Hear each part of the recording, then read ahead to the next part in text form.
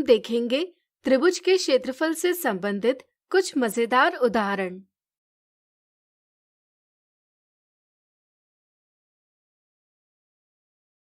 दर्शाए गए त्रिभुज XYZ का क्षेत्रफल यानी एरिया ज्ञात कीजिए। दर्शाए गए अधिक कोण त्रिभुज यानी ऑब्ट्यूज एंगल ट्रायंगल त्रिभुज XYZ में रेखाखंड यानी लाइन सेगमेंट XO शीर्ष X की सम्मुख भुजा यानी अपोजिट साइड YZ पर लंब यानी परपेंडिकुलर है। यदि हम YZ को त्रिभुज का आधार माने और XO को ऊंचाई, जहां XO बराबर 2.8 सेंटीमीटर है और YZ बराबर 4.6 सेंटीमीटर है, तो त्रिभुज XYZ का क्षेत्रफल बराबर होगा 1/2 गुणा आधार गुणा ऊंचाई बराबर 1/2 गुणा YZ गुणा XO।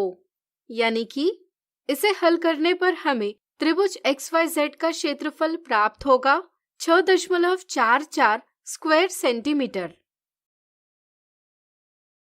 इसे हम दूसरी तरह से भी हल कर सकते हैं।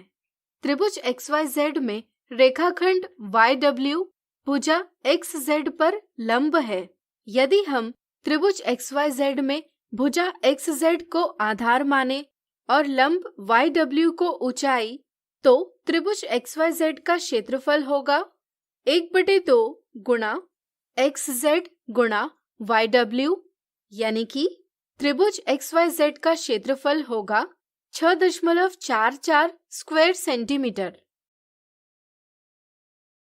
यहाँ हमने दोनों स्थितियों में अलग अलग भुजा को आधार माना है तथा इनके संगत लंब को ऊंचाई मानकर क्षेत्रफल प्राप्त किया है।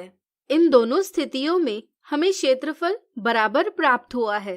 क्या आप बता सकते हैं इसका कारण क्या है? सोचिए सोचिए। चलिए हम बताते हैं। ऐसा इसलिए क्योंकि दोनों स्थितियों में हमने एक ही त्रिभुज लिया है। क्षेत्रफल प्राप्त करने के लिए हम त्रिभुज के किसी भी भुजा को आधार तथा उसके संगत लंब को ऊंचाई मानेंगे, तो इससे त्रिभुज के क्षेत्रफल में कोई परिवर्तन नहीं होगा। इसलिए इस त्रिभुज का क्षेत्रफल दोनों स्थितियों में समान है। इसलिए त्रिभुज की किसी एक भुजा की लंबाई तथा उसकी संगत ऊंचाई की सहायता से त्रिभुज का क्षेत्रफल ज्ञात किया जा सकता है। यह आवश्यक नहीं कि सभी भुजाओं की लंबाई ज्ञात हो। अगला उदाहरण, नीचे दर्शाए गए त्रिभुज ADB का क्षेत्रफल 30 स्क्वायर सेंटीमीटर और त्रिभुज ADC का क्षेत्रफल 54 स्क्वायर सेंटीमीटर है। रेखाखंड AD BC पर लंब है। यदि BD बराबर 5 सेंटीमीटर है, तो रेखाखंड AD और रेखाखंड DC की माप ज्ञात कीजिए। हमें त्रिभुज ADB का क्षेत्रफल 30 स्क्वायर सेंटीमीटर और त्रिभुज ADC का क्षेत्रफल 54 स्क्वायर सेंटीमीटर दिया है। इन दोनों त्रिभुजों में भुजा AD उभयनिष्ठ यानी कॉमन है। हम जानते हैं कि त्रिभुज का क्षेत्रफल बराबर 1/2 गुणा आधार गुणा ऊंचाई होता है। इस तरह से यदि हमें त्रिभुज का क्षेत्रफल, आधार या संगत ऊंचाई इन तीनों में से किन्हीं दो का माप ज्ञात हो, तो हम आसानी से तीसरे का माप ज्ञात कर सकते हैं। जैसे त्रिभुज ADB का क्षेत्रफल 30 स्क्वायर सेंटीमीटर है। चूंकि इसमें भुजा BD और भुजा AD एक दूसरे पर लंब है, यानी कि कोण ADB एक समकोण है, इसलिए त्रिभुज ADB एक समकोण त्रिभुज यानी राइट एंगल ट्रायंगल है। समकोण त्रिभुज की स्थिति में हम एक दूसरे पर लंब भुजाओं में से किसी एक भुजा को आधार तथा दूसरी भुजा को ऊंचाई कह सकते हैं। यहाँ हम भुजा BD को आधार तथा भुजा AD को ऊंचाई मानेंगे। इस तरह से हम लिख सकते हैं त्रिभुज ADB का क्षेत्रफल बराबर 1/2 गुणा BD गुणा AD। हमें क्षेत्रफल ज्ञात है, तथा BD का माप ज्ञात है, इसलिए हम AD का माप ज्ञात कर सकते हैं। इसके लिए हम इस समीकरण यानी इक्वेशन को व्यवस्थित करेंगे।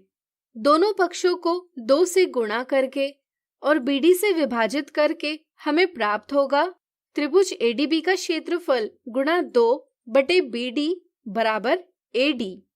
इसी को हम लिख सकते हैं AD बराबर त्रिभुज ADB का क्षेत्रफल गुणा 2/BD।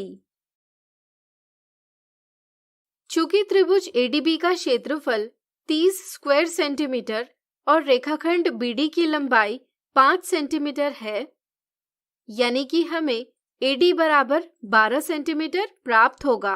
भुजा AD त्रिभुज ADB और त्रिभुज ADC में उभयनिष्ठ है। चूंकि त्रिभुज ADC की भुजा AD और भुजा DC एक दूसरे पर लंब है, इसलिए हम कह सकते हैं कि त्रिभुज ADC भी एक समकोण त्रिभुज है। यहाँ भी हम भुजा AD और DC में से किसी एक को आधार तथा दूसरी को ऊंचाई मान सकते हैं। चलिए त्रिभुज ADC में भुजा DC को आधार और भुजा AD को ऊंचाई माने। हम लिख सकते हैं त्रिभुज ADC का क्षेत्रफल बराबर 1/2 गुणा DC गुणा AD। इसलिए DC बराबर त्रिभुज ADC का क्षेत्रफल गुणा 2/AD। इस तरह से DC बराबर 9 सेंटीमीटर प्राप्त होगा। तो आज हमने देखे त्रिभुज के क्षेत्रफल से संबंधित कुछ मजेदार उदाहरण। अगले वीडियो में जानेंगे इनसे जुड़ी कुछ मिथ्या धारणाएं।